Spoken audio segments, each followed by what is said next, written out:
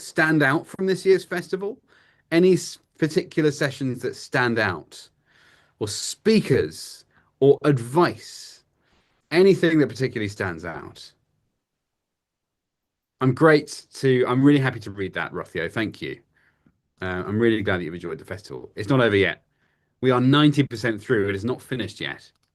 We have still got an extremely valuable 10% left to go. Agentic AI Marta. Keep going. Anyone else? Any other sort of any talks or advice that you've taken from it, or speakers that stand out for you that make you go, ah, that was such a talk. I'm never going to forget that. UDL, student agency, good stuff. Projects and UDL. Lithuania as well, Rita. Yeah, I remember the day on Lithuania. Only joking. Only joking. Um, did I just see Miriam Monterubio? Did someone say Miriam, or is that Miriam there? I reckon Miriam's here. Yes, no, I saw you. Yes, Elizabeth. Yeah. The children one. Yeah. A few days ago, Miranda and Miriam. Good stuff. Did the sessions finish earlier than announced, Tatiana? No, they didn't. No, I mean, if you're talking about on a day, they all finished about the same time, half past 4 UK time, and they all went from the 9th to the 20th of February. It's all on time. It's all smooth. It's all happened right on schedule. And hello to everyone on Facebook and LinkedIn. Hello, everyone there. If you are on Facebook and LinkedIn, can I ask you if you have registered? If you haven't registered, go to macmillanenglish.com and register. You should still be able to this whole day, and then we can send you the goodie bag and we can send you a certificate as well. You don't need to watch it just on Facebook and LinkedIn. Plenty of spaces to see it.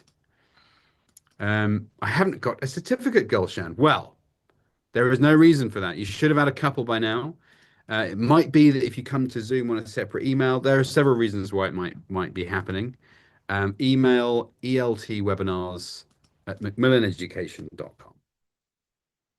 Let me put it here, at macmillaneducation.com. There you go. That's your email address. If you haven't had a certificate, I think we've done up to day 3. If you haven't had it and you should have had it, then just send us an email there and they'll fix it right now for you. I've got another question for you. I've got another question for all of you early birds. You get the special treat of Will's unnecessary but fun questions. And the question is, today's session is all about challenge. We're looking at the right level of challenge for our students. And I've got a question for you. You as a teacher, I want to know about you as a teacher. So I think you've got one end, you've got 2 extreme ends, and you've got most of the teachers in the middle. One extreme end is, in terms of challenge, is you sort of make things really easy for your students. You give it to them a little bit on a plate.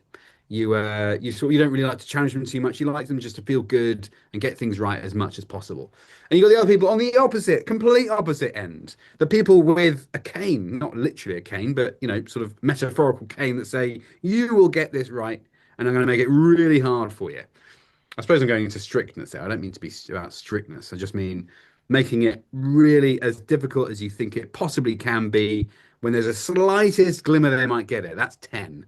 So there's 1 and there's 10. Where are you on that spectrum? And then you've got somewhere in the middle, which is sort of a good medium ground, I guess, where you're not you don't make things too hard. You also don't make them too easy. You're just that middle ground there. Where do you sit? 1, you make things super easy. 10, you make things super hard. Where are you on that spectrum? What number would you give yourself as a teacher? I hope I've explained that very well. I think I have. Maybe I haven't. Yeah, the middle. Okay. Costanza, lovely to see you as well. Okay, here we go. Numbers are coming in. Right. Lots of people at the higher end. I want to be in your class. I want to be pushed. Thank you. But then I also want to be in JM's class. That sounds fun. Just one. Just give me the answers and I'll write them on the page. Sounds great. Give me a cookie while you're at it. Good stuff, Tatiana. Lots of 8s going on here. That's interesting. Lots of 8s. I thought 5 would be kind of That's your standard. Basically, I thought the aggregate of your numbers would be 5. It looks like the aggregate is going to be closer to 7, isn't it? 7 or 8. We've got a challenging troop here today. I love it. I love it. Facebook and LinkedIn, please do comment as well. Where are you on that spectrum? One being I give my students all the answers and cookies, and the one at the 10, which is I teach them 3 levels above where they should be taught. Where are you on that scale? And while you're thinking about it, let me click a few times so that you can see what I've got here. There we go. Alrighty. Hello, everybody. Welcome, welcome, welcome. If I haven't said hello to you already, hi. Do say hello in the chat. Say whatever you like. Maybe say something about how you feel. Give us a sentence. You're welcome to say hi and where you're from. That's absolutely fine as well. But you're welcome to come in with a bit of a sentence. A bit of a, how are you feeling right now, or I've got to get this done quickly, or tell us about your current scenario. I'm feeling a bit chilly today. The heating's not come on yet, or something. Anyway. Never spoon feed, but simplify for the students. Okay. Thank you, JM. Good to know. Good to know. All right. I think enough of you are here now, yeah? Shall I kick it off a bit? Right. Global Teachers Festival 2026. Last day. Last day. I'm going to ask you again because there was loads and hundreds of people have come in since I first asked this question. So if you've come in, answer this question in the chat box. How many days have you attended the Global Teachers Festival this year? How many days have you attended the Global Teachers Festival this year? I've been to 10. I get first prize along with everyone else that's been to 10. But it is my job, so I think I'm sort of cheating a bit there. I would have been there anyway. Rebecca, 10. Tamara, 10. All 10, Andrew. Love it. Good stuff. Andrew McLean. I knew a teacher called John McLean. McLean. I'm guessing it's McLean. Is he your brother? Probably not. Almost definitely. You've attended all 10. Wow. Congratulations, everyone. Really, really just great stuff. I think a load of emojis, please. Well, I'm going to start seeing this, guys. A load of emojis to describe how you feel about yourself for coming to so much teacher development opportunities over the last few weeks. Give us a load of emojis. I love them. Okay. So within 2 weeks, you're going to get an email, and you're going to get 2 links in that email. The first one is certificates of attendance with your name on it. And the other one is a virtual goodie bag with stuff, loads of stuff, recordings, PowerPoint slides, gold bullion. No, only joking. There's no gold bullion there. But there's recordings, there's slides, and there's this. Top tips for inclusive classrooms from Sarah Hillyard, one of our speakers from today. What was that? I just missed something. Jolene said, unfortunately, I only found out last week on Friday, but I've enjoyed every one of the 6 sessions that I joined. Well, I've got some good news for you later. I will give you the good news at the end. If you've missed any of the sessions, don't worry. We've got your back. Macmillan's got your back. Right. Any problems with your emails or certificates, just give us an email, eltwebinars@macmillaneducation.com. And this is today. We've got Pilar Capaul talking about lowering the effective filter in digital learning. We've spoken about the effective filter. You might have heard of it already. Maybe you haven't. It's a really fascinating area. I suggest reading into it a bit. But Pilar's looking at it specifically in terms of digital learning, not remote learning, digital learning. And then we've got our long-term friend, Sarah Hillyard, who's delivering, I think this is her 4th or 5th Global Teachers Festival. And it's a pleasure to have her back. Her sessions are always top quality, and I can't wait for you to see her talk. It's superb. I'll say that. So that's what we've got today. Without further ado, Pilar, are you there? I am. Hi, Will. How you doing? Good, thanks. How are you? I'm good. Hi, everyone. How you doing? I see there's lots of teachers here.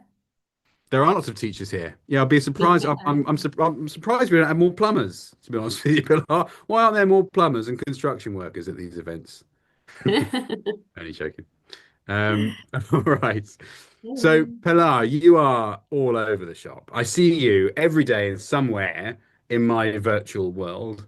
If it's not working with you, if it's not doing a podcast, as we did, Mhm. as you know, we did a couple Yeah, of weeks ago with Harry. we I'll share did. the link of that in a minute, actually. Pilar, myself, and Harry Waters did a podcast episode in the lead up to the festival, didn't we?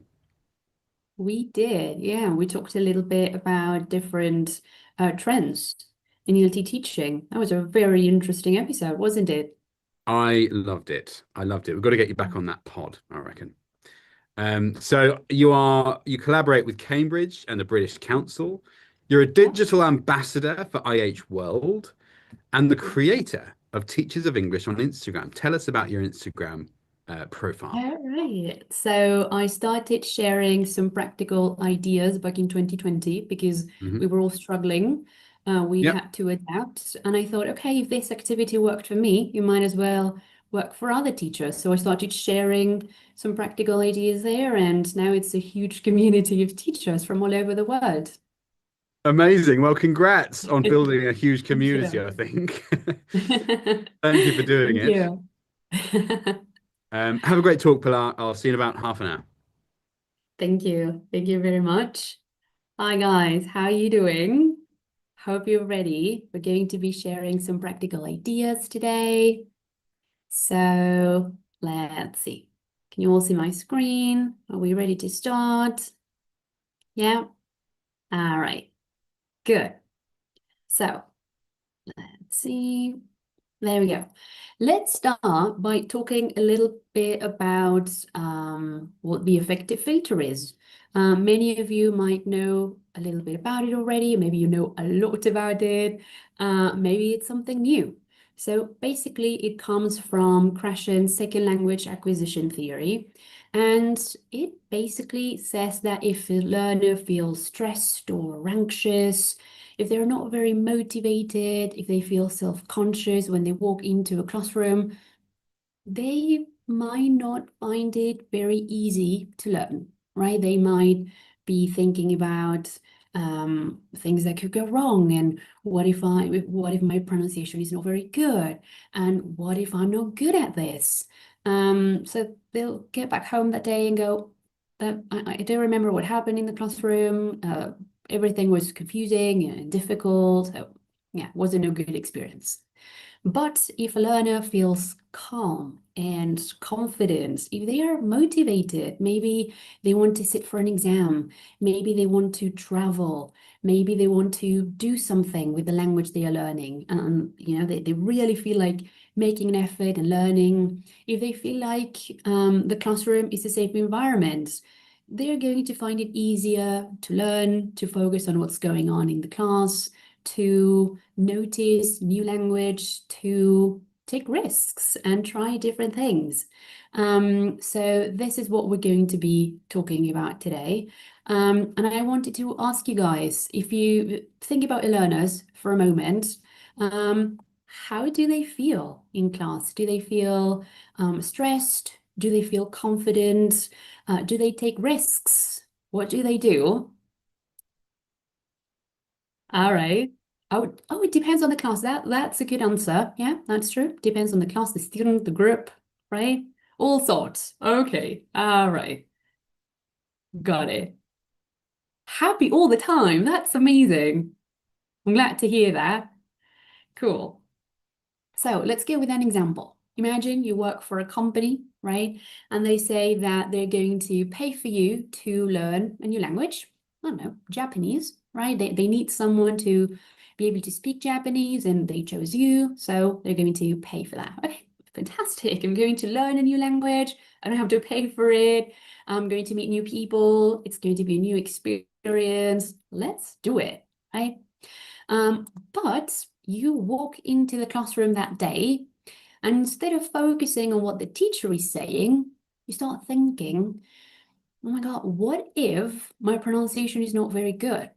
And what if I'm not good at learning languages?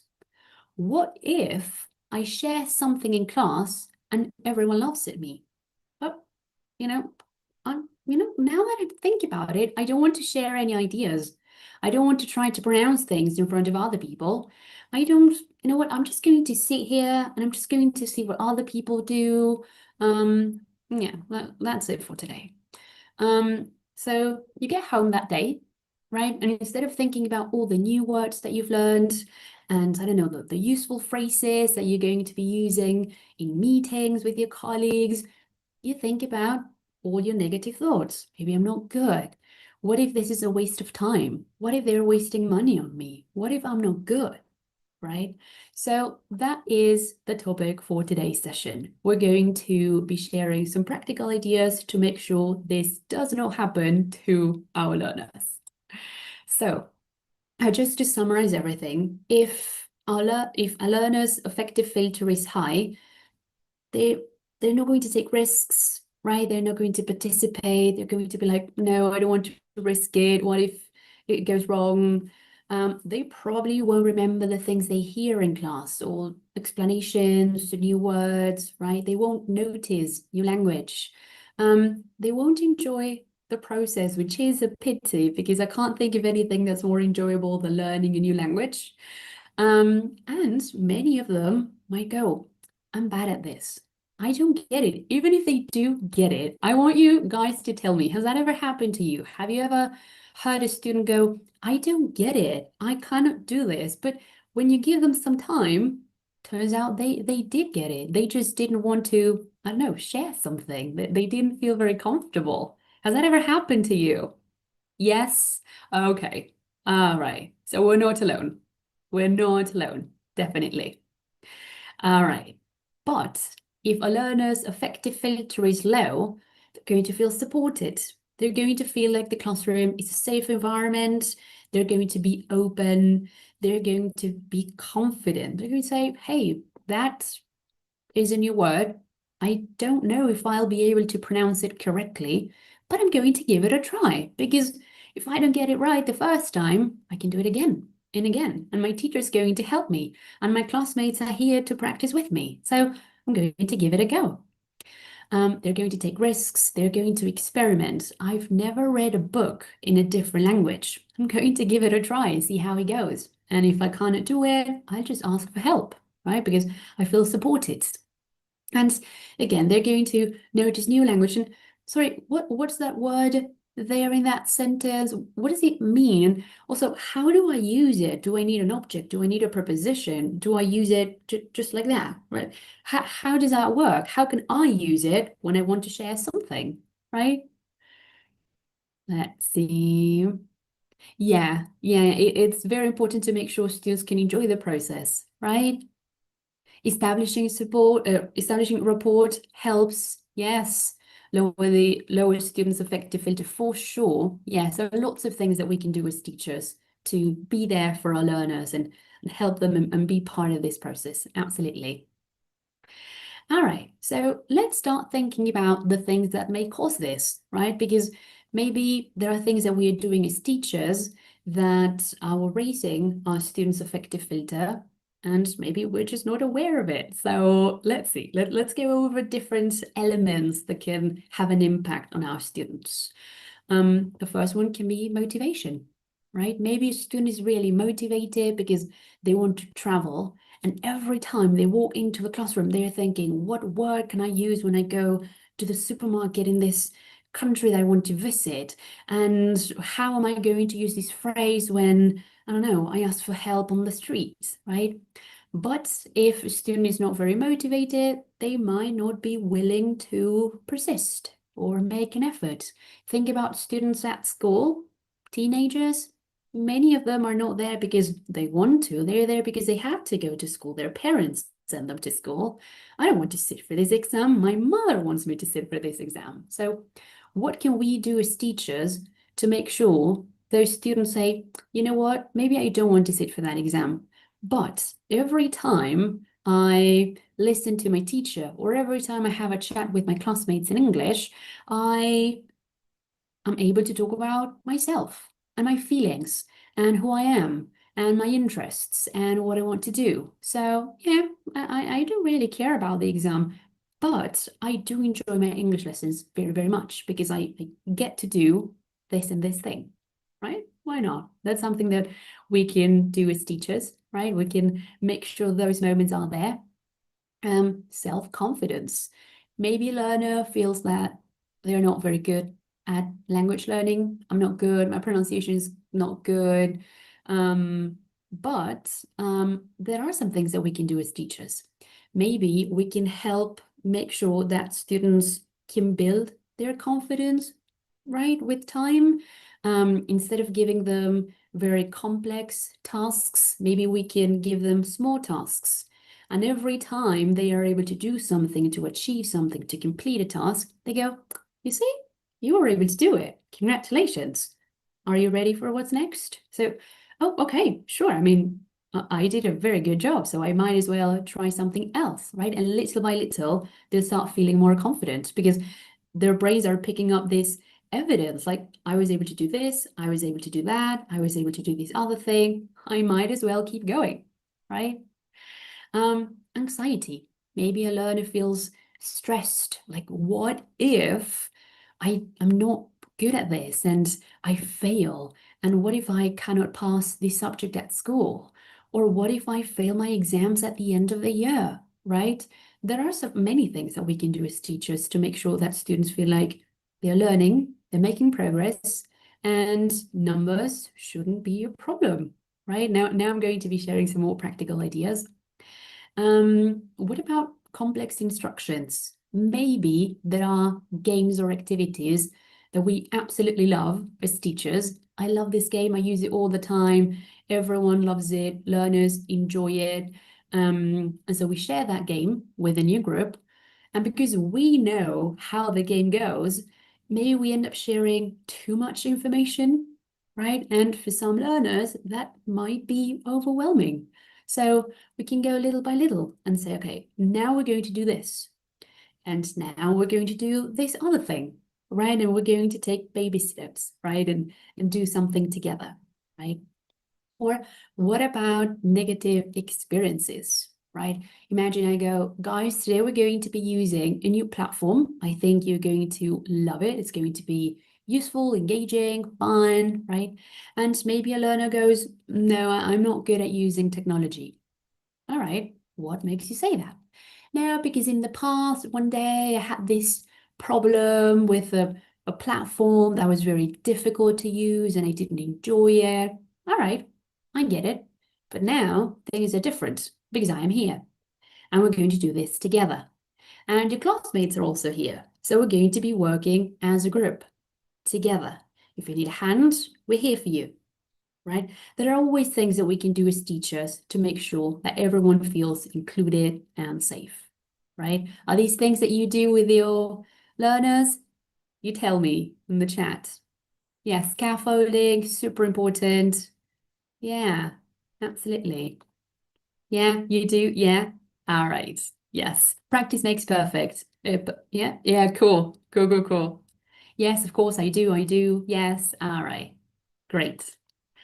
So here I have some more practical ideas. Take a look at all the things that we can do as teachers to help our learners.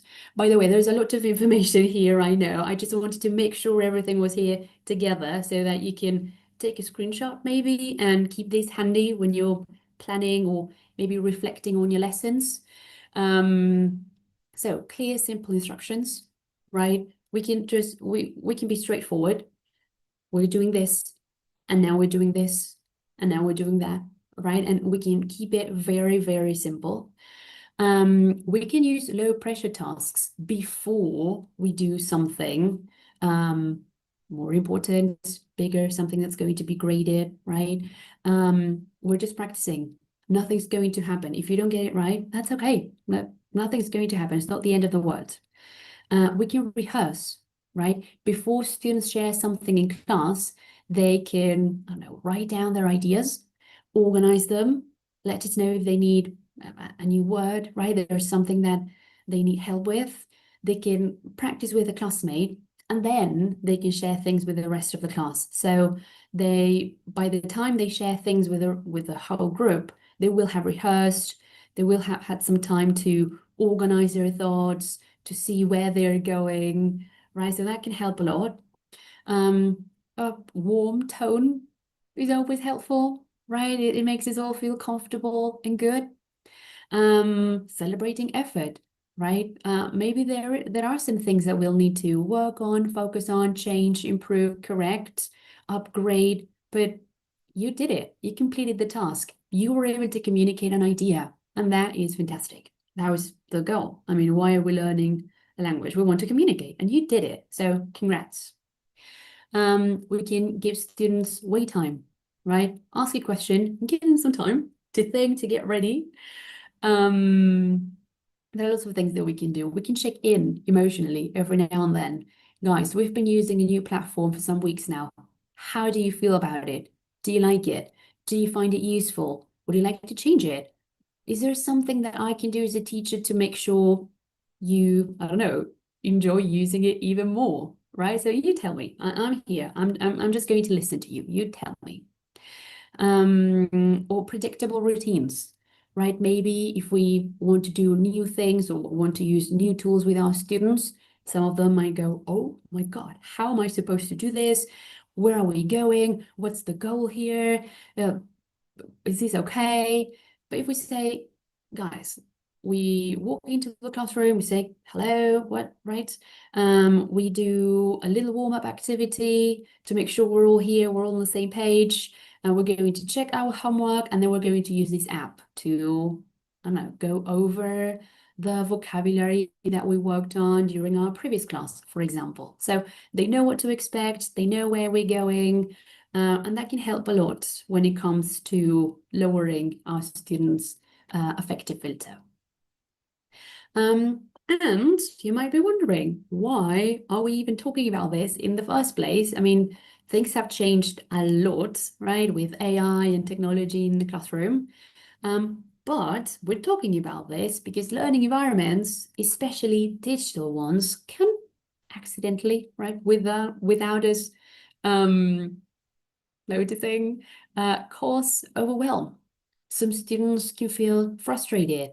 Imagine you ask learners to set up an account, right? So we're going to be using this website, set up an account, you have 2 minutes, but they cannot do it in 2 minutes. They need 10, 15 minutes. They cannot get it right. This was supposed to take 2 minutes and it's taking 15. This is so frustrating. I don't want to use this anymore. Look at all the time I'm wasting, right? So there are lots of things that we can do to make sure that students don't feel this way and that they can enjoy the process.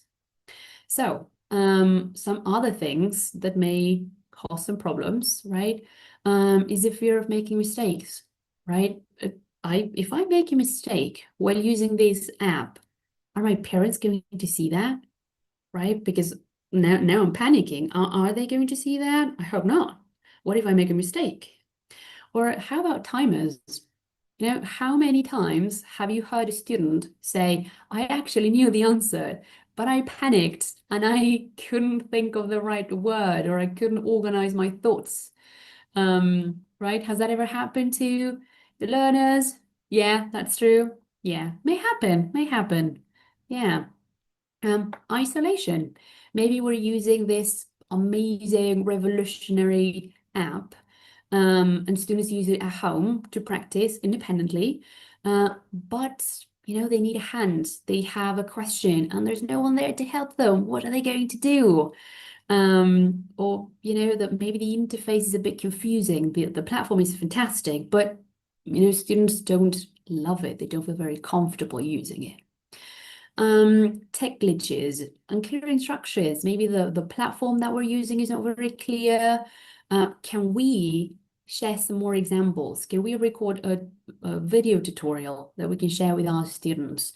What else can we do as teachers to help our learners, to supplement all the tools that we want to use this year, right? So here are some practical ideas and some principles that can help. Again, we have a lot of information here, I know, but it's for you to take a screenshot, make sure you keep this handy when you're planning. Maybe you're in class, something goes wrong. What can I do? Well, here you have some practical ideas. So we can make sure that students are not overwhelmed when we give instructions. So instead of saying we're going to work on this long, beautiful, complex project, we're going to do this one thing today. And now we're going to use whatever we created, wrote, designed, whatever, and we're going to do something else. And now we're going to use that and we're going to do this other thing, right? And maybe one day you can say, guys, today I'd like to take some minutes to look back and think about all the things we did, right? And say, hey, you guys were able to do that. Did you notice?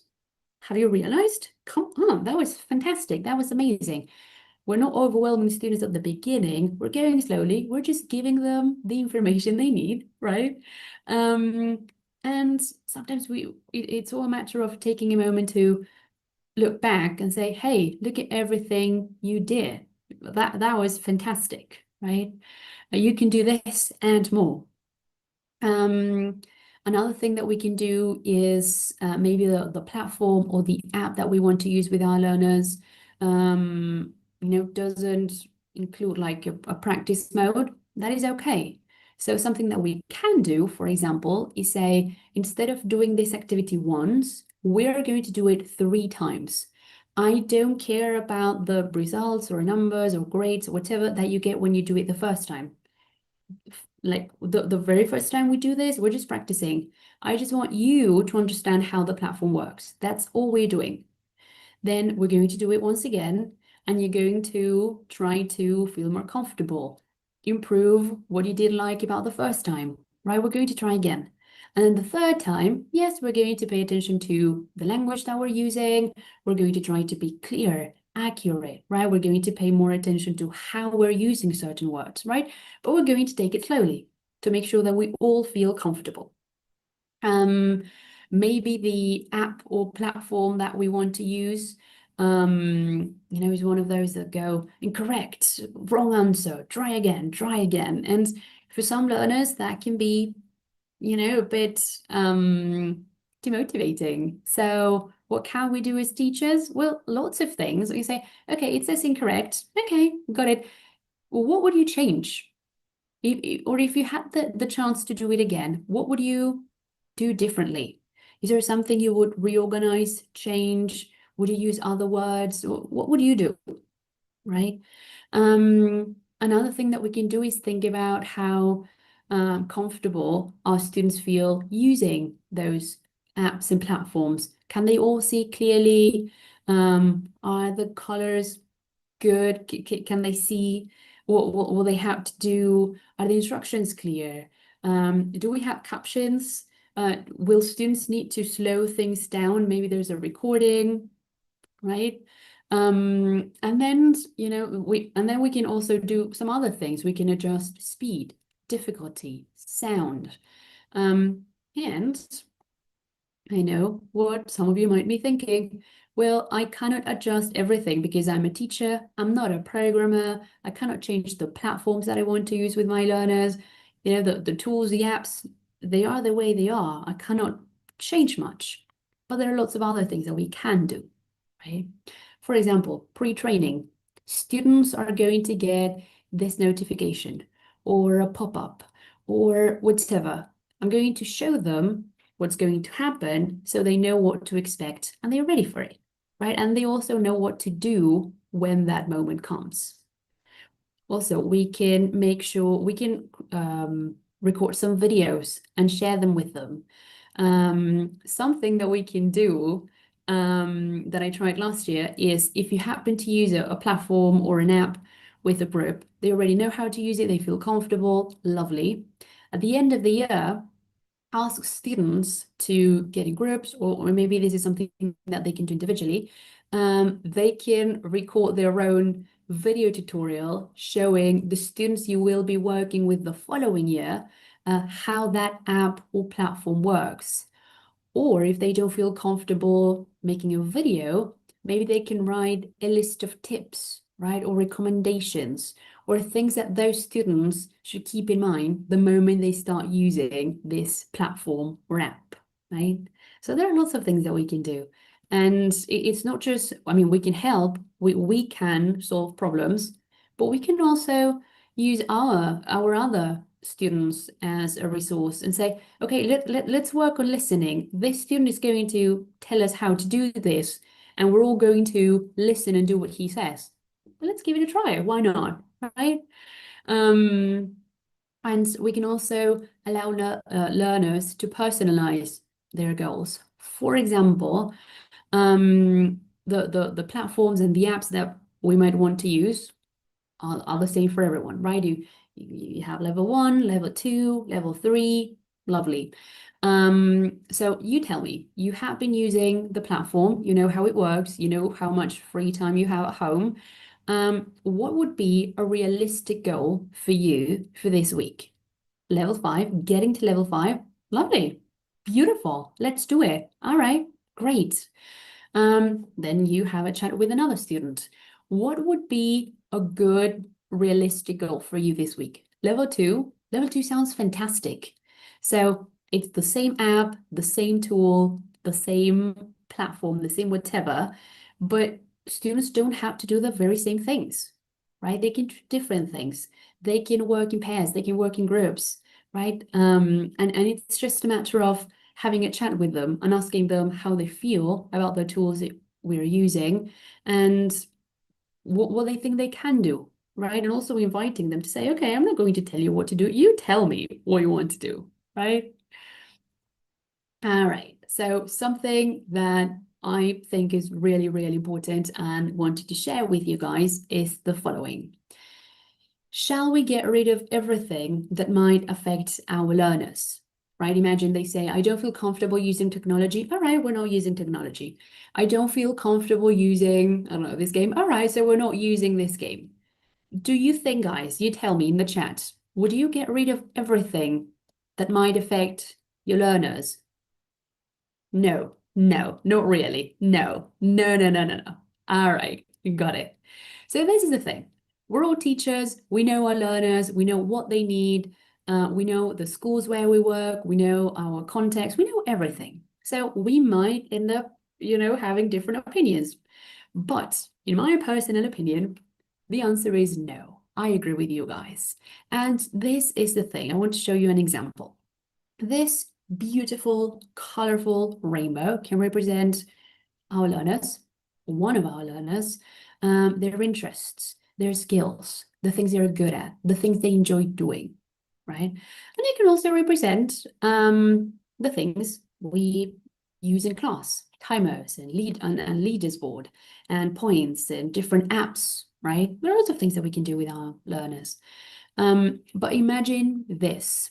One of our learners comes up to us and goes, teacher, I don't like using timers because I panic and I freeze and I cannot share my ideas. I don't feel comfortable. Can we stop doing that? And I'm like, you know what?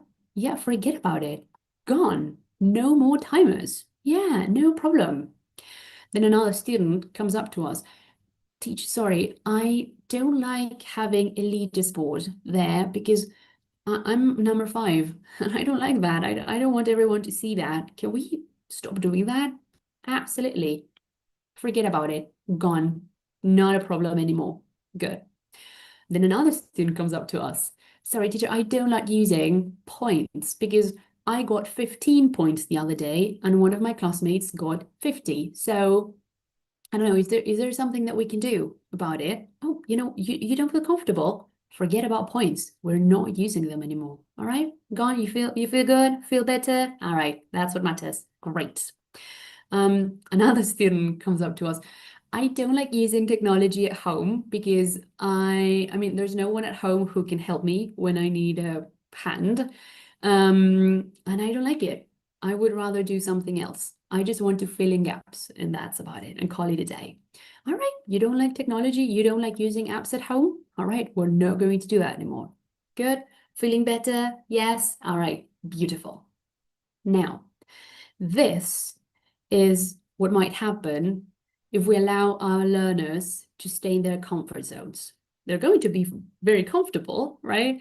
But this is what may happen if we motivate our learners to try different things, little by little, taking baby steps, and try different things. And something that is also really important, we don't need to overwhelm our learners. We don't need to push them, right? We can do something like this. So this can be day one, week one, the first part of the year. We're going to use a leaders board to see how we're doing. We're going to be using an app for you guys to practice at home. And we're also going to use technology in the classroom. All right? Yeah, we all feel comfortable. No, you don't feel comfortable today. What is it that is preventing you from feeling comfortable? What can we do as a group to make sure that we all feel comfortable? Tell us how you feel, and together we'll be able to do something about it, right? And then once we all feel comfortable, we're going to change things. Now, this could be day two, week two, month two, the second part of the year, right? Up to us. Now we're going to be using timers, right? You don't feel comfortable, that is okay. But think about this. When you're having a chat with someone, do you have all the time in the world? No, not really, right? We have to do things. We have responsibilities. We don't have all the time in the world. We might be able to ask someone to repeat something, but that's about it, right? So why don't we use it to work on that, right? Points. You don't like points? That is okay, but let's do something. Instead of thinking, I got 15 points and my classmate got 50, and I don't like that, why don't we ask your classmate if they can share some tips? Right? That's a different way to see it, right? So there are lots of things that we can do as teachers to make sure that our learners feel comfortable. By the way, this lovely rainbow metaphor is not mine. Is by a woman called Julie. She's a psychologist. I saw it on TikTok, and I really wanted to share it because I thought it was a very nice way to represent things. Right. And as teachers, we know that there are lots of things that we can do for our learners, right, to make sure they all feel comfortable. And yeah, those were some practical ideas. I hope you guys enjoyed the session. Yeah, and let me know which one you'd like to try with your students. Yeah. All right, cool. Great. All right, I'm really glad to hear that. And thank you guys for sharing your ideas, for being so active there in the chat box. Thank you, Pilar. Thank you. I'm gonna let that run for a second. Let's just let it run. Lap it up.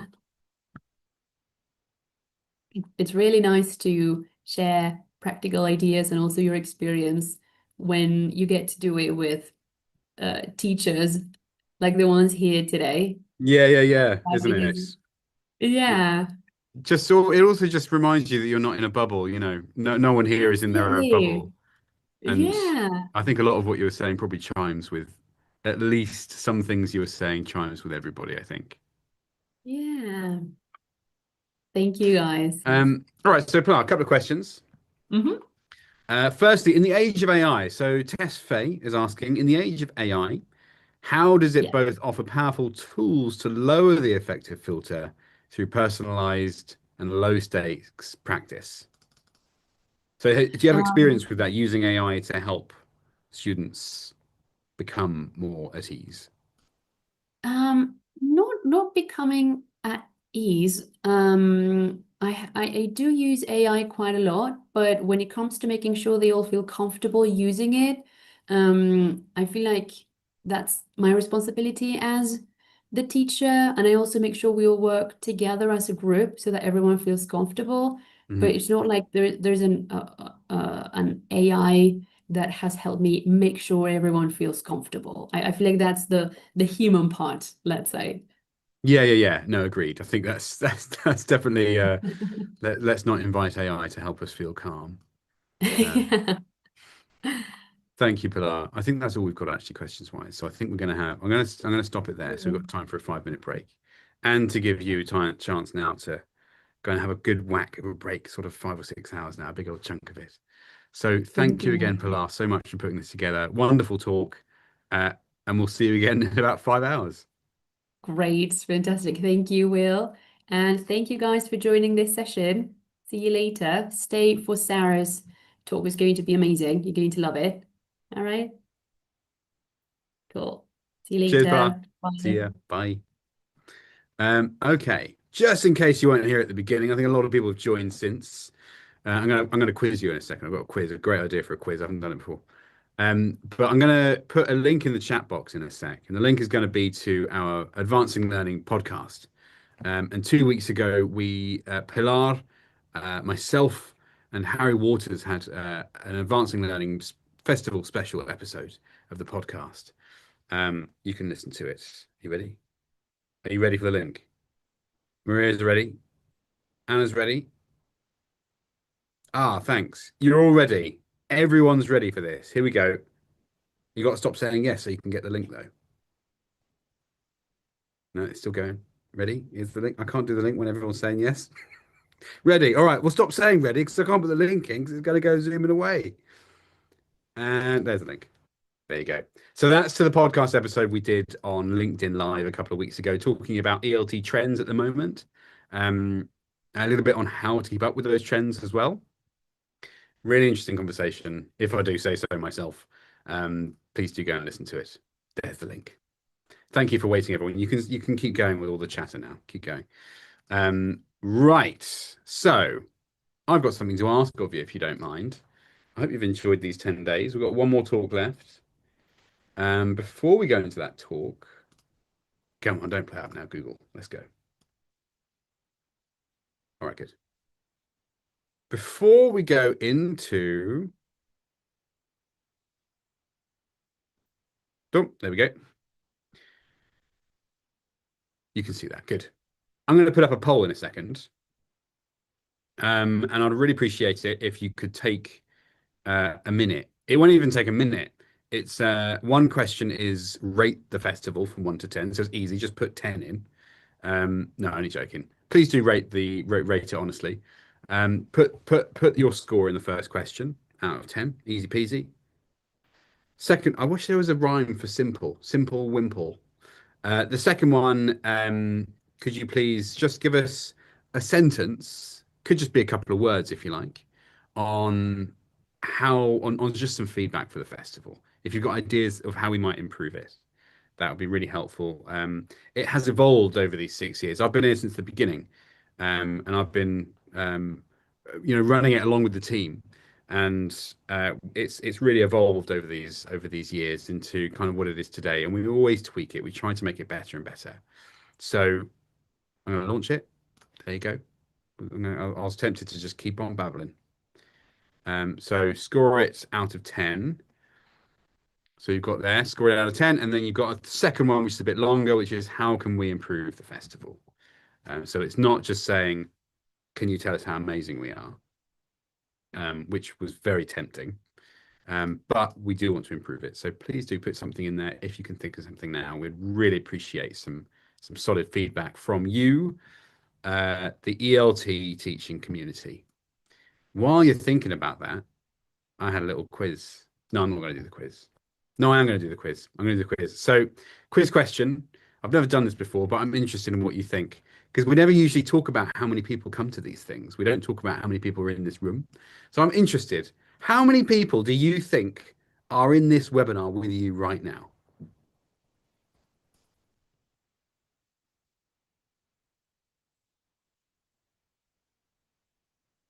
10, Roxana? Oh, that's from the last question.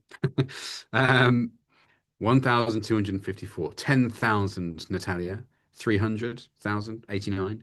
Many. 1,438, Irena. You're right. Only joking. 4,200.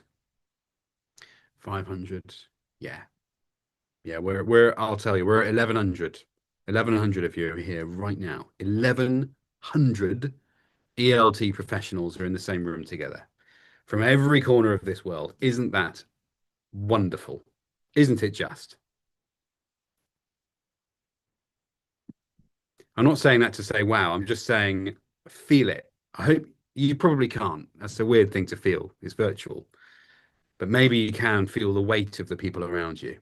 Those 1,100 other people that are here with you, listening to me babbling. All right. I'm going to keep the poll up for a minute. I've stolen the break from you. I've completely robbed you of it by asking you to fill in that poll. So I'm going to move on. I think I'm going to invite Sarah onto the stage and let's get cracking with the second session. Can't complete the poll, Michael. Why not? We've had lots and lots of responses. If you haven't responded, please do respond. I'm going to keep it up for a little bit while we talk about Sarah. If you could pop onto stage, Sarah, I'd appreciate it. If that's all right. Hello. Hello. All right. All good. You? All right, thanks. Doing Good. pretty good. Amazing. I haven't got a rhyme for simple, but I have a rhyme for easy. Easy peasy, lemon squeezy, at least. Well, I know I said easy peasy. That's what I mean. So I went there you go, easy but it's peasy. not I want to go simple, is it? simple. No, what are you supposed to No, do? Easy nothing for peasy, simple. simple. There's Simple not one, dimple. is there? Yeah. Simple dimple. Simple dimple. That's all right.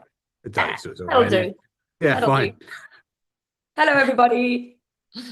Welcome, Sarah. Thanks for Thank coming you. back for the this is your 8th festival session in total. Not 8th, no, 'cause Total. I think you've done 4 and you've done 3 each time. So this is your 12th, isn't it? True. 12th time coming onto stage to the Global Teachers Festival. Yeah. Yeah. And it still feels good. Oh, good. Glad to hear it. So, Sarah, you are a teacher trainer extraordinaire. You're a Nile online tutor. You mentioned it earlier, but let's dabble in that again. So you're going there again in July, right? To Yes, Nile? I'll be at Nile in Norwich in July. I'm going to be training primary teachers on general primary methodology. And so that's going to be really exciting. It's 2 weeks. And yeah, I'm looking forward to it. You've been with Nile for quite a while now, right? Yes, many years on the Teaching English in Pre-Primary Education course. And it's a wonderful course and it invites teachers from all over the world to join, and it's super enriching because everybody brings their own experience and it's really interactive, and we have our live sessions, and yeah, we discuss a lot about different contexts and how teachers do things differently. So it's very Brilliant. interesting. Yeah. And so that you don't usually do them face to face, do you? Because you're not usually in Norwich. That's not where you're based, Exactly. generally. Yes. So the Teaching English in Pre-Primary course is an online course, an 8-week Great. online course. But I am, yes, looking forward to actually being there to do the primary course in July. That's going to be really special with that lot, and work with my predecessor's there, isn't he? He's the academic head. Yes. Mike Riley. Mike. Yes. Good stuff. Yeah, we had a meeting with Mike the other day about it, so it's all very, yeah. Very real. Yes. Great. It's going to be good. All right, Sarah, I'll leave you to it. Have a great Okay. session and see you in about half an hour. Thank you very much, Will. Hi, everybody. I can recognize some names that I know in the chat, and some people from Argentina, where I used to live. So it's lovely, yes, to have all of you here.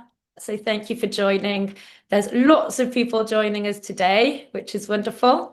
And so I've been following the sessions in the Global Teachers Festival. Today is the last day, and I've noticed that there is this common thread throughout, which is connected with student engagement and well-being, whether it was about AI or digital learning or play, agency, UDL, inclusion, and of course, Pilar's session that you've just been watching about the affective filter.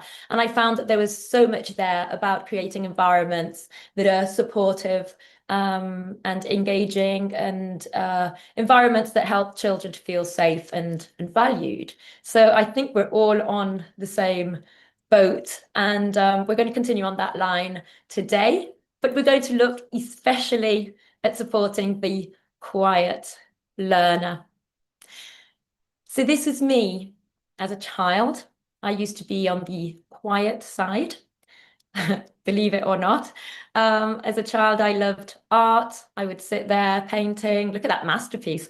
I loved reading. I loved writing. Creative writing was my favorite, writing stories and poems. And I really just preferred not to engage too much in class. I preferred not to be asked the answer to a question, not because I didn't know the answer, but just because I felt comfortable just listening more than speaking out loud. My mum used to say that I lived in my little bubble, and that was where I was comfortable. So this topic also resonates with me. And when I think about that 5-year-old me, it also comes to me as a mother now. My daughter, Mila, who is now 8, just last year, she came back from school one day and said, "Mum, I've got something to tell you." And I went, "Yes, what is it?" "I raised my hand in class today." "Wow, Mila, did you really do that?" Also, what was the teacher's question? What were you discussing? And she said, the teacher asked what we needed to make a cake. "Oh, great. So what did you answer when you raised your hand?" And she said, "Eggs." So it only took her 8 years to raise her hand and say, "Eggs." She was so proud of herself, so proud of herself. And that was the first time she had felt comfortable to raise her hand and answer the question. So yes, bless her, so sweet. And it was a great moment for her. For her, it was a milestone. And as from then, she started answering more and more questions in class and feeling like she could do that. But it took her that step. Does it resonate with anybody here? Does it resonate with you, either yourself or your children, or I'm sure some quieter students in your classrooms? Yes, definitely.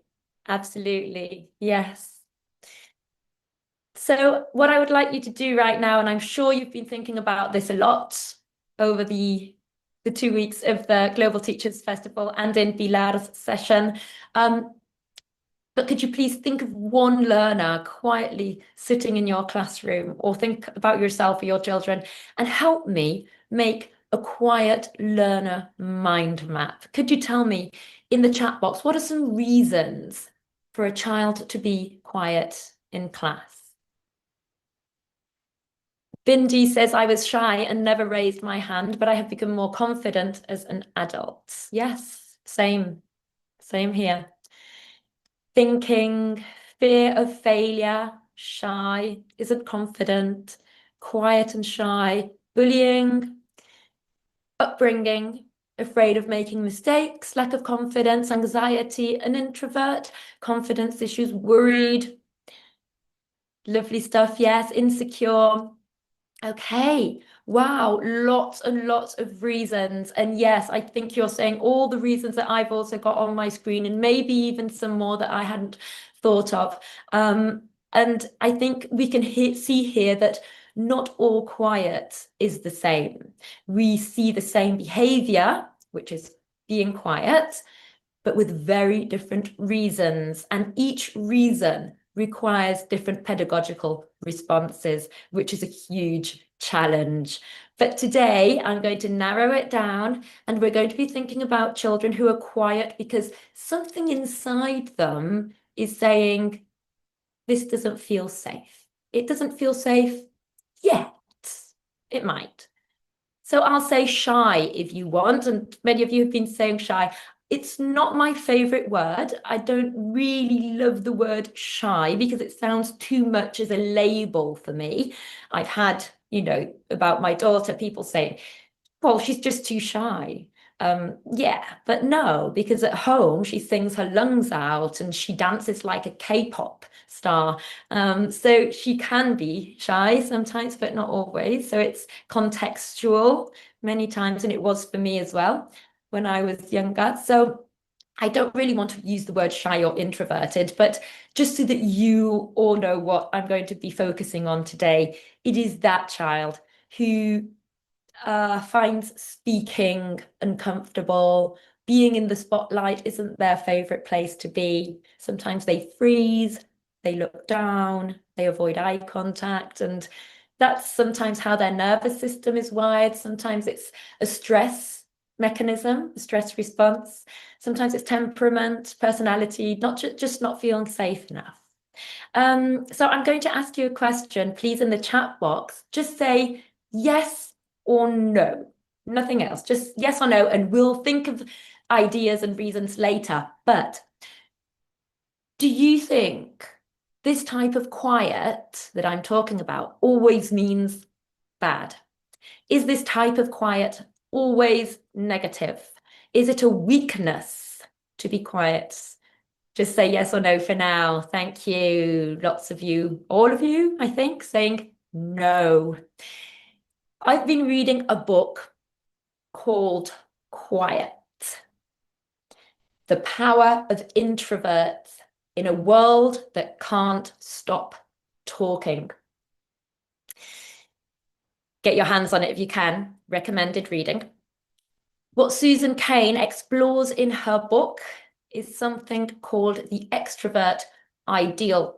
It's about a cultural belief that equates success with being outgoing, expressive, fast to respond, comfortable speaking in public. The extrovert ideal is based on the belief that loud means confident, that fast means competent, that speaking is thinking. If you're not speaking, it means you're not really processing or thinking.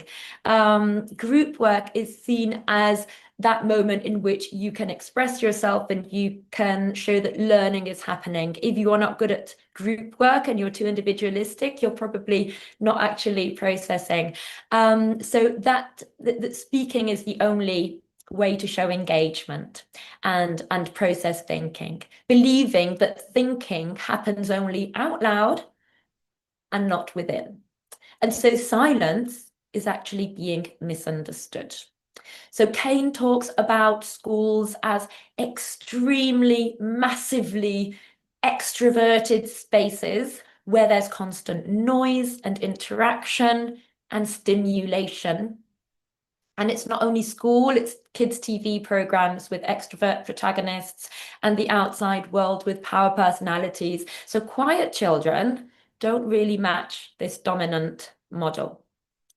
And so it makes us start to think of quiet as something negative or a problem or even a weakness. But as you well said, they're not a problem. Let's start there. They don't need fixing and they shouldn't have to conform to this extrovert ideal.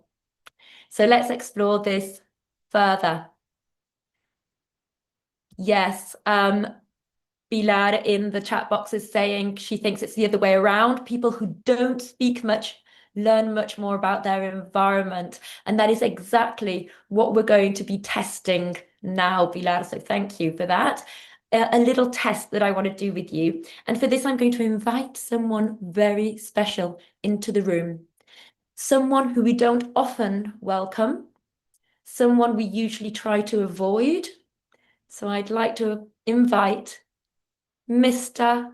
Silence. Hello, Mr. Silence. When Mr. Silence is in the room, we are quiet. And what we're going to do is we're going to sit quietly for 10 seconds. And I want you to notice what happens. What can you hear? What can you see? What can you feel that maybe you weren't noticing before? 10 seconds starting now.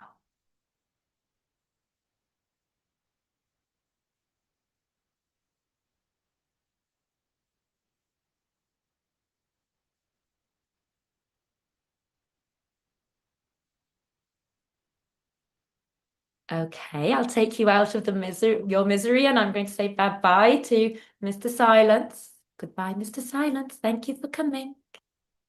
That was a lovely, lovely visitor. Could you tell me in the chat box what was there that wasn't there before when you were being louder? Traffic in the street. I feel blue. Oh, it depends what you connect blue with, I suppose. It could be a nice feeling. The electrical appliances, the fountain and water running. Peaceful, Mr. Silence. Mariana says blue, like peaceful, Mr. Silence. Okay, so lovely. Yes, you started noticing certain things. Some of you are calm, relaxed. Some of you feel tired. I did this test with my son, 12-year-old, and he said bored. That's what he felt, bored. He probably wanted to go back to his screens or something. Yes, it's a lovely activity to do in your classrooms, and you can do that. There are lovely descriptions in the chat box. And so now that you've experienced quiet for a few seconds, it can also, some of you said you felt calm or relaxed, but it can also feel a little uncomfortable. And it's a nice activity to do to enjoy the peace and quiet. Many times in this rushed world, we're not allowing that space to exist. And we're sometimes pushing and rushing and not paying attention to the real world. So I'd like to read a poem from the point of view of a quiet person. So please just listen. The Quiet Child. I am the person who listens as people around me all talk. When everyone else is running, I notice each thing while I walk. I'll be the voice that questions the accepted answers they gave. I am the leaf that trembles while all the other leaves wave. As I have doubted the wind and sensed that something is wrong, I am the one that's uncertain. This is what makes me so strong.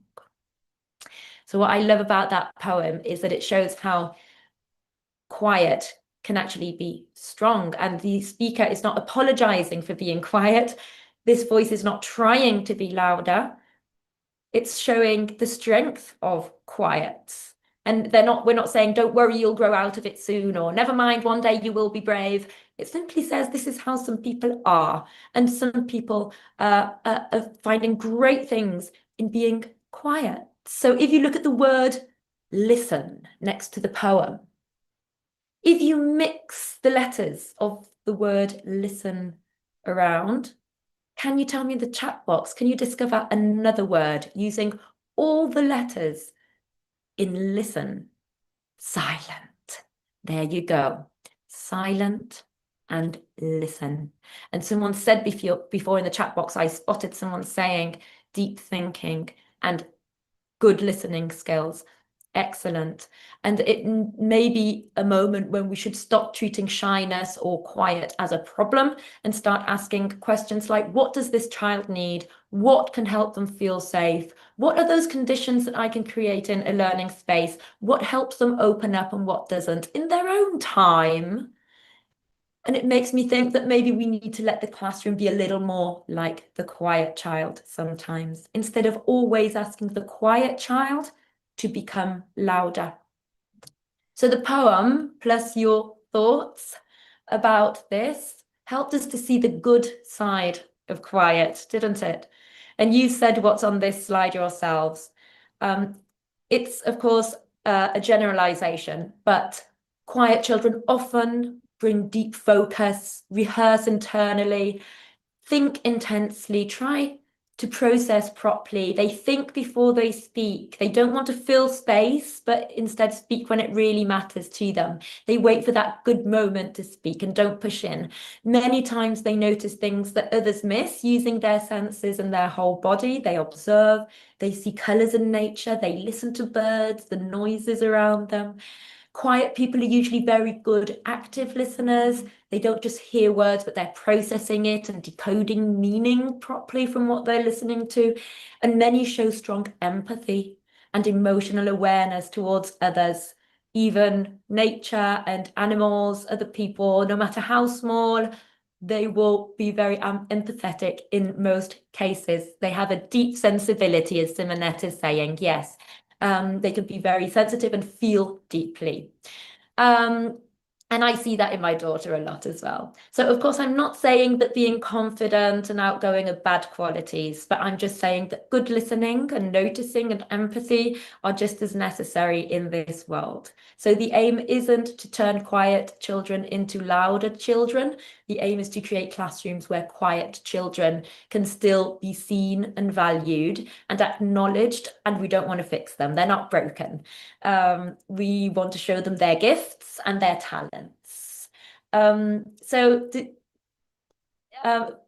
If we look into, again, Susan Cain's book, She talks about quiet people, famous quiet people. So could you tell me in the chat box who these people are, if you can recognize them? Apparently, these on the screen were considered shy or introverts.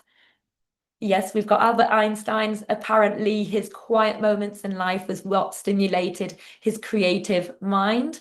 Rosa Parks, yes, a woman who refused to give up her seat on a segregated bus. And she didn't shout, she didn't argue loudly. She was just being soft-spoken as she was, and it didn't stop her from protesting in her own way, quietly. Van Gogh, apparently, with his sunflowers and his starry night, he knew how to tune into his inner world, like many artists do.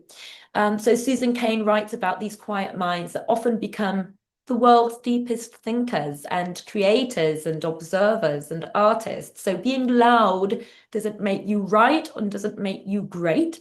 And instead, leaders can be those who listen and reflect and take time to process. And she asks this big question, which is how many Einsteins, Van Goghs, and Rosa Parks are sitting quietly in your classrooms, waiting for conditions to allow them to emerge? So let's have a look at how we actually do this. How do we actually support the quiet learner? And I think this has to happen in 3 ways. And I've got 6 examples for you to take into the classroom.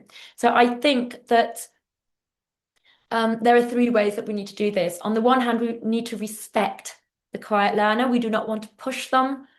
Remember that we're not trying to fix them or change them. So we respect who they are and let them be who they are first.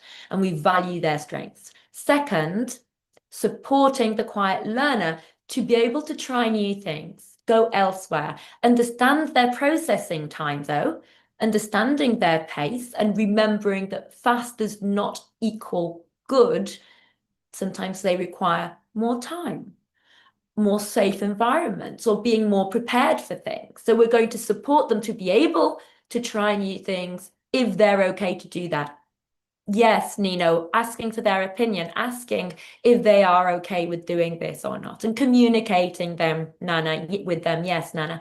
And thirdly, we respect the quiet learner, we support them to help them to try new things, and also we encourage quiet, and we can invite quiet into the classroom so that all learners can develop new traits. Maybe those louder ones need to learn to be quiet sometimes too. So by encouraging quiet, we send the message that quiet isn't bad. So I think there's different ways that we could do this, and I'm going to start with these practical ideas.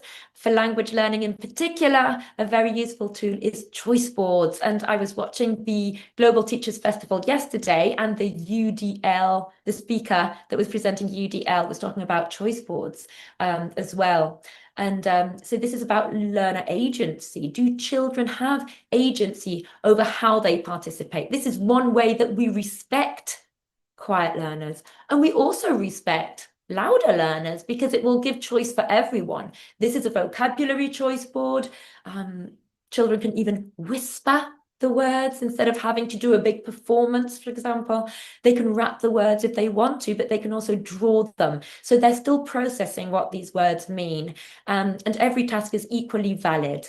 Some are louder, some are quieter, but all show learning. Maybe another moment you will want a pronunciation choice board, and then they will have to use the words out loud, but in different ways again. That it could be a grammar choice board or story response choice board, but you have to be very creative as a teacher to come up with all these ideas. Some teachers use Bloom's taxonomy to think of the different options. So maybe have one option for remember, one for understand, one for apply, analyze, evaluate, and create. And it's interesting to see what students choose from Bloom's taxonomy.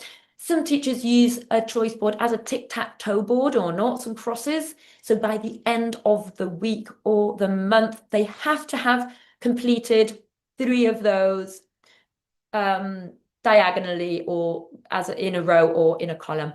And it will help them in a way to choose very wisely the ones that they feel more comfortable with, but at the same time, they may have a little challenge because it's going to have to be noughts and crosses. So it gives them a tiny little challenge. You can also, of course, reduce options to 3. It doesn't always have to be a huge choice board, but offering choices. Sometimes they just need to feel safe, but they can still engage with the language. in a respectful classroom. We know that everyone is good at something, and we celebrate that we don't all need to be good at the same things. It wouldn't be realistic, and it would be very boring if we were all just good at everything. So we want to respect that children have different strengths, and it's really powerful to give them the chance to take on a responsibility. What kinds of roles do you use in your classrooms? What roles do you give your students? It ensures that they can contribute in their own way, focusing on their preferences, focusing on their talents. Does anyone use roles? Yeah. As you think and write in the chat box, I'm going to tell you a little anecdote about my daughter. When she started school here in London, they were making a class book. And it was the first few days at school here in London, and my daughter hadn't learned to read or write in English in her previous school in Argentina. So they were writing this class book, and Mila is an amazing artist. So she was chosen as the book illustrator. So she was involved in the process of creating the book, the story, the plot and everything. But at the moment of writing it, she was going to be the illustrator, and she was so proud of herself, and everyone was so proud of having her as the illustrator of the book.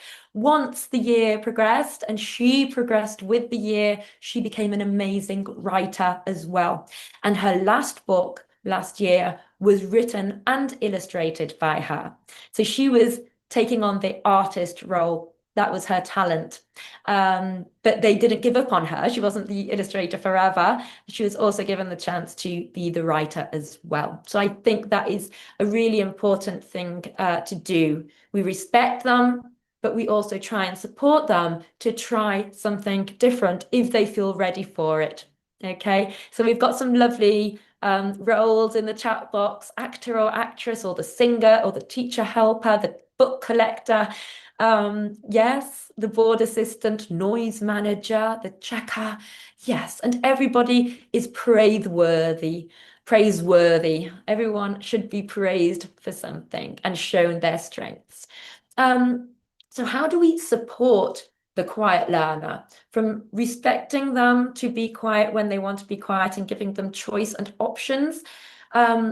If we're going to be honest and realistic, we can't always be giving choices and always letting them be quiet. Sometimes at some point we need to make sure they can speak the language, and they need to be able to practice and participate. So you cannot really be giving them options all the time, drawing or whispering. So you also want them to be able to speak up sometimes. But to do that, you're going to respect that sometimes they need more time. They want to process. We know that quiet children process things internally and want to think before they speak. And I know that as a teacher, it feels uncomfortable to be at the front of the class and ask a question and not get an answer and get blank faces from the students. But and you just want a straightforward, quick, correct answer. But remember that they need think time or wait time. And here's a really quick tip from Share with Friends teacher's book. Share with Friends is a very inclusive course, and we get tips like everyone takes in information differently and at different speeds. So when you ask a class a question, pause. So how do you do this? When you pause, you feel uncomfortable. So that you don't feel so uncomfortable, what you want to do is you want to get into the habit of counting to 5. At first, count to 5 in your head. Students don't know you're doing it, but you're giving them time to think. When you get to 5, maybe you can start trying 10 seconds as well, and maybe have them think a bit deeper. And that gives everybody a chance to process and think, and maybe if they're ready for it, speak. Laura Broadbent in her Global Teachers Festival session said, silence is your secret weapon. And she suggested slowing down and stopping that instinct to rush. And she proposes a no instant answer rule. So that is similar to this, isn't it? A no instant answer rule. You can also support these quieter students in ways that allow them to go step by step, smoothly towards a little bit more of confidence. So you could use something like Think, Pair, Share, a Harvard's Project Zero thinking routine. Does anyone use any of these thinking routines in their classrooms? You're gradually allowing for more participation as the children settle and feel more at ease. So not just suddenly put you on the spotlight or throw you in the deep end, but confidence is being built gradually, step by step, taking baby steps, and safety that lowers the affective filter. So what you do is you say, everybody think, go. So you count a few seconds for them to think. It's an individual task, very safe space, no judgment, no exposure. Pair, go. Learners pair up for a few minutes. This is a good moment to rehearse language, to test ideas, to check if others agree with your ideas or not, maybe change your ideas or borrow language or ideas from someone else in a safer space, and then share. Go. And that's when we come together as a group. After you've processed in your mind and after you've processed with your partner, you can even ask them to share what their partner said. And that gives them that distance to be able to say things without the fear of making mistakes, because it wasn't them that said it, it was their partner. And that sometimes helps very, very much too. Yes. So lots of you do use think, pair, share kind of routines. And I want to show you this example from share with friends. And I love this because it's a project, and on the surface it just looks like a simple project, but pedagogically it's very clever because it goes baby steps like this. Yes, like an orchestra. JM, yes. So what do you think the icons on that project mean? Notice number one, the icon for each exercise. Number one has two children in the icon. Exercise 2 shows a group of children, and exercise 3 shows children with an adult. So what do you think those icons mean? Yes, perfect. That's what it is. It's the same kind of idea from the visual thinking routine. They're called safety nets. We're giving them safety nets to feel better, to share as a group. Pairs, group, class. Exactly. That is exactly it. Another way of supporting quieter learners is making some magic to get them to speak a bit more. But it's magic, it's speaking more in a safe place. And we can do this through props. We call these talking points or talking pieces. And I'm going to tell you about a little research that was done that has been named the Batman effect. The Batman effect research showed that young children showed stronger self-control and completed tasks more confidently, or difficult tasks that they found difficult. They were able to complete them better, more successfully when they pretended to be a brave character. So they had on their Batman masks or their capes or their Spider-Man costumes, and they were doing tasks in one group with those on, and another group of children who weren't wearing those costumes. And apparently the group of children that were wearing those costumes were being able to persevere much more, they were being more successful, and they were braver at trying things out and taking risks than the other group. It's not me trying, it's Batman. So that little distance makes all the difference to a child. They can focus for longer and they feel more capable because they're just pretending and playing. And that's many times what can get a child to do things through play. And that's exactly what masks and puppets can do in class. So you might have little puppets for them to use. I had a little girl who she chose to be the big bad wolf in the Little Red Riding Hood with her big bad wolf mask on, and she was a great big bad wolf, and she had never even said good morning. I hadn't heard her voice before, but when she was the big bad wolf, she was all the better to eat you with, and she was amazing. She was behind a mask. Magic microphones or magic spoons that help you to speak up. So if you want to, you're going to sing a song or tell us a story or tell us an anecdote or whatever, or even give a very simple answer to a question. Sometimes, we can't really hear the child very well, or that wasn't really accurate. So just pass me the microphone for a minute and you have a look at the microphone. Oh, I think it's not working very well. let's just change the batteries. So you open it up, you change the batteries, you pretend to do that. Let's see, is that working? You tap for a bit. Okay, 1, testing, testing. Yes, I think it's working better now. Okay, give it another try. Here you go. So the child tries again. You're giving them the chance to try again through a microphone. The microphone is kind of personified, so it feels like it's not the child speaking, it's the microphone who is either being too quiet or not very accurate. Try it again without saying wrong or speak up. You're giving them the chance to try again. So those playful ways are really, really useful. Encouraging silence. So this is my third tip, bringing silence into the classroom. Okay, for this exercise, we're going to use our ninja voices. And ninja voices are great because they're very powerful, because ninjas use them, of course. They're going to be powerful voices, even though they're quiet voices.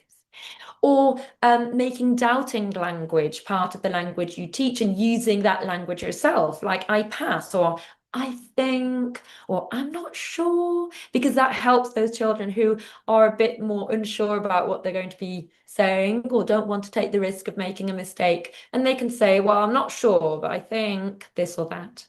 And inviting Mr. Silence into the classroom like we did before, showing that silence is good and noticing what you can hear and stop rushing. And use it as a multisensory teaching technique, playing some music or sound effects and really listen and get into a slower pace sometimes and listen and observe and try to be more receptive to life. And let your classrooms value silence. So this all comes down to providing these safety nets. Communication has many different forms, not only speaking and presenting, give different options and choice. I think that we can do this through these 3 different ways, which are respecting, first of all, respect who they are and what they need from you, to supporting them to be able to have more think time or wait time, or giving them talking pieces to gradually grow in confidence a little bit, and also inviting silence into the classroom and understanding that growing confidence is where you want to go, not by force, slowly, evenly. And it's going to be different for every child, but we also want them to feel seen and respected and allow their own pace. So I would love to know how you are going to support your quiet learners, if there was anything that you're taking away that you would like to try in your classrooms, and if there's anything else that you would like to share for the rest to support the quiet learners in your classrooms. Could you let me know in the chat box? Yes, lovely. The microphone idea, the ninja voice, the masks, the microphone. Okay, so you're loving the talking pieces. That's great to know. Safety nets and masks. Yes, it really does help children to step away from and have that distance to feel like they can do more than they can do. And they usually can do more, but they're not letting themselves sometimes, or there's something that's not letting them do it. Yeah, and encouraging silence. So just to end my session today, I would like to read a few words from Susan Cain's book that I have selected. The secret of life is to put yourself in the right lighting. For some, it's a Broadway spotlight. For others, a lamplight desk.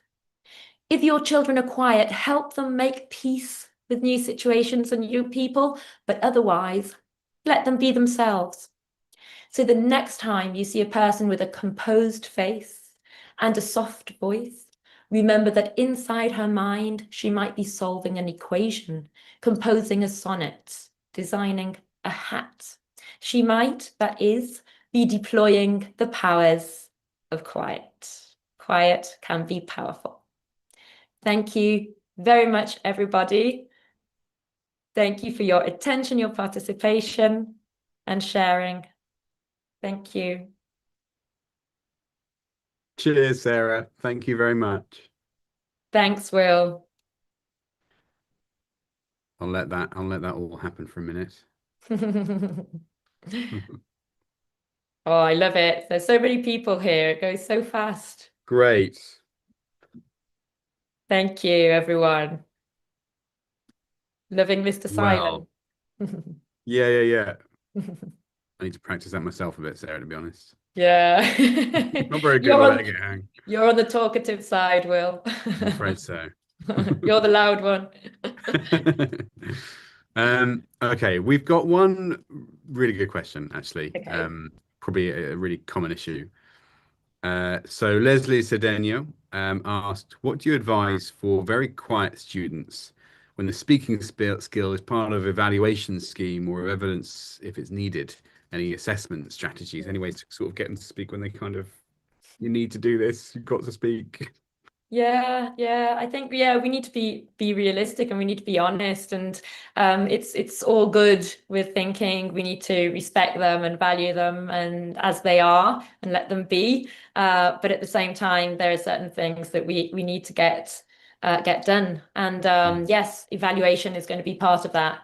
So I think it's important to respect them, but also this support that you can give so that they can try these new things and try to start feeling more confident in situations that they'll have to be put in one way or another. So yes, I think it's really it's focusing on that child at the beginning of the year. Notice who is that quiet child and start from there and start noticing what they're interested in and what their talents are. And I think that's the way that they will start feeling comfortable in your classrooms. And if their interests are there and they can see that you're respecting their talents, then they'll start opening up a bit more. And I think that's when speaking will start to happen, but slowly. And you've probably got till kind of quite some time for the speaking tests. So I think you really need to gradually do that with them. Okay. In terms of finding their talent, have you heard, Ken Robinson? I think your mum loves Ken Robinson, doesn't she? Yes. He's got a book called The Element, hasn't he? Which sort of guides you to help students and children find find out how they get into their element. Yes. That could be a useful book as well. Yes, absolutely. So it's got a lot to do with, finding their element, finding who they are and what their motivation is. And I think once a teacher understands a child's motivation, that's when you'll be able to get to them easier, I think. Yeah. So we've got two questions that kind of link. So one's talking about how to get your teenage silent students and then your adult silent students. Is that something you'd like to touch on, or sort of? Well, I'm not an expert on teaching teenagers or adults, so it's not really my area. But I think there are going to be different psychological things that you need to be thinking about there. And I think, the natural curiosity of children is going to be different to that of a teenager or an adult. So I think it's going to be quite different. I can imagine it would be, very different with a teenager or an adult.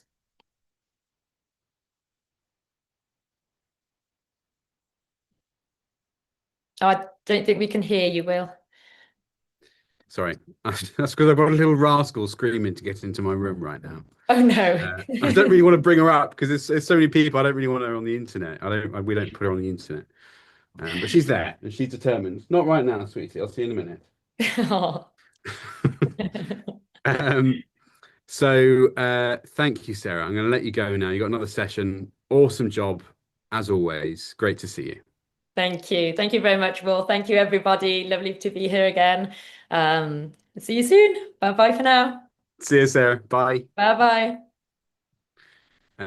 Okay. Well, I think that's about it, isn't it? So I'm going to, what am I going to do? Share my screen. Sorry, my daughter has just completely befuddled me. Screaming at my door when in front of over 1,000 people. Thanks for that. Right. Where are we? Here we go. I've got something else to share with you. So that's it. That's the Global Teachers Festival 2026. You have had it.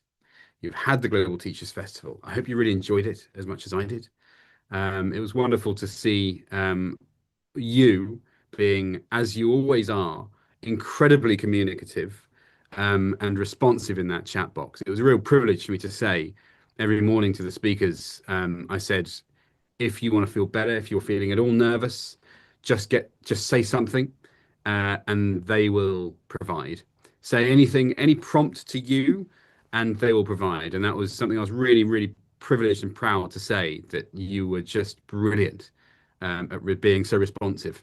And I think it probably helped the speakers as well, because you are so responsive and you're so willing to put your ideas out there, and sometimes put your heart on the line and say things that you're struggling with. It's not easy to say in front of so many people. So kudos to you as well for being here, but also for being so involved in the training itself. As we know, it needs a bit of a you need to output your input to learn. So it's really important that you've been here and so vocal. Thank you for that. All right, a couple of things. Firstly, you're going to get certificates and a goodie bag. There's an email address at the bottom there. If you haven't had what you think you should have had, just email them and they will fix it for you. Just send an email to them. But what we're saying is, with the line is, you won't get anything for 2 weeks from every session. So just do give us 2 weeks. If you haven't had anything after that, that's definitely the time to contact us. But anytime before that, just assume that all's in order. And also just check your spam folder.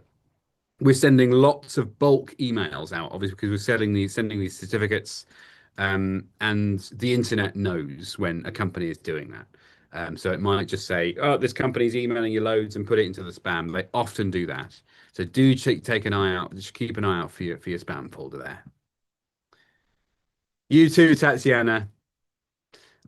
Session recordings, the slides, and your giveaway this time is Sarah Hillyard's top tips for an inclusive classroom, touching on some of the things that she'd spoken about today. So go and take a look at it. It's all yours. It's all free. So I've got 2 things I want to tell you about now, 2 really exciting things. Don't go anywhere. If you're about to leave, don't click that button just for a sec. If you have come to most of the sessions of the festival, not all, because we know sometimes there's the odd glitch and people aren't, maybe we don't know 100% of people are here. So if you've been to most of the sessions of the festival, we're going to send you a special certificate within the next few weeks. That will not come now. You need to give us time to organize that all. You're going to get a certificate with all 16 hours of teacher development in that one certificate. We know how important it is for you to log this training with your ministry, with your school, with your manager, so that they know that you've done it and you've got that evidence from Macmillan. You'll get one certificate that says 16 hours, bam, on the table, read it and weep, Ministry of Education, read it and weep, manager. There you go, I've done it, because you deserve it, because you've dedicated your time to it. So you'll get that if you've been to most of the sessions. The second thing that everyone's going to get, even if you've just registered and not even come to any of the sessions, everyone will get an email from us in the next few weeks called the Global Teachers Festival Collection. As you can see on the screen, that will have all recordings, all resources that we've given away for each day, and all of the presentations from all of the speakers throughout the festival. That's coming to you. Yes, Bazan, you'll get that in this email. You should have already had some of them, but you'll get them also in your goodie bags. But in the next few weeks, you'll get a collection where they will all be on one single web page. So you can kind of bookmark that. That's your teacher development, maybe for the next 3 or 4 months, kind of sorted. You've got the slides, you've got the resources as well, and you've got the recordings of the sessions. Keep an eye out for that. Please enjoy it, treasure it. Right. Final reflection. Let's do a final reflection. So let's just focus on today. We've done this every day. Let's keep it on today. Focus on Pilar and think about Sarah's session. Name one thing that you learned today that you think, I cannot wait to pass that on to the team. They are going to love that idea, or I'm really proud they're going to try this thing out, or what's the thing that you really just can't wait to give a try? One thing. Silence.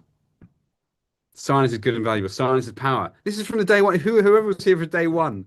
Isn't this funny? Because this was Laura Broadbent's sort of main takeaway. And that has stuck. That really has stuck. Silence is golden. Maybe I'll put on a bit of Cat Stevens after this is finished. Honesty. Drama.